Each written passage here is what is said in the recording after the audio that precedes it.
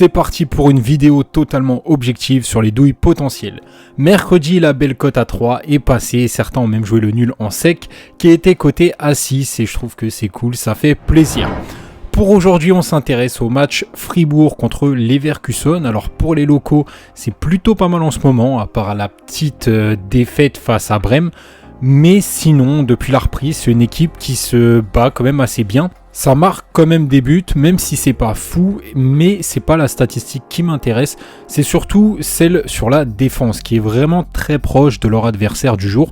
Et ils encaissent aussi moins de buts à domicile.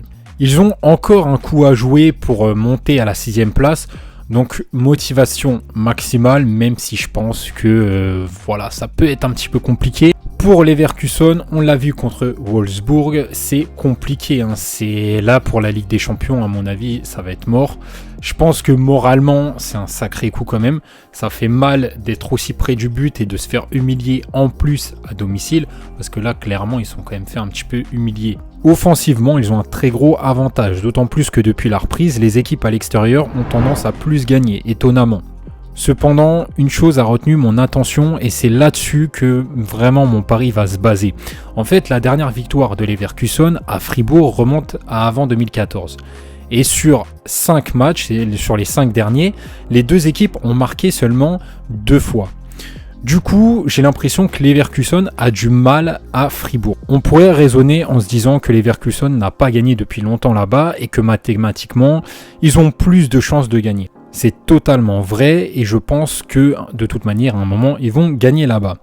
Mais quand je fais une analyse globale, le match nul est le pari le plus intéressant sur ce match parce que les équipes, en vérité, ils sont à 50-50. Sur 19 rencontres entre les deux, c'est quand même 7 matchs nuls. Et en prenant en compte que les défenses sont très proches, pourquoi pas encore un nul sur ce match? Comme je vous l'ai dit, d'un côté on a une équipe qui est peut-être plus offensive et qui va peut-être marquer plus de buts, mais le moral je pense qu'il en a pris un sacré coup. Et de l'autre côté on a une équipe qui est peut-être un petit peu plus défensive et en plus qui a une motivation maximum, d'autant plus que les deux équipes ne veulent surtout pas perdre. Alors ça, une équipe ne veut jamais perdre, mais là, c'est quand même très important en fin de championnat comme ça, parce que les deux ont encore un petit coup à jouer. Donc là, le match nul, peut-être qu'il pourrait arranger aussi tout le monde. Il serait possible de sécuriser le pari avec une double chance, mais la cote est beaucoup moins intéressante. L'objectif est d'avoir la cote la plus haute possible pour ne pas avoir besoin d'un très haut taux de réussite pour faire du bénéfice sur le long terme. Personnellement, je trouve qu'un match nul coté à 4, c'est très intéressant, donc mon choix s'oriente plus sur ce pari.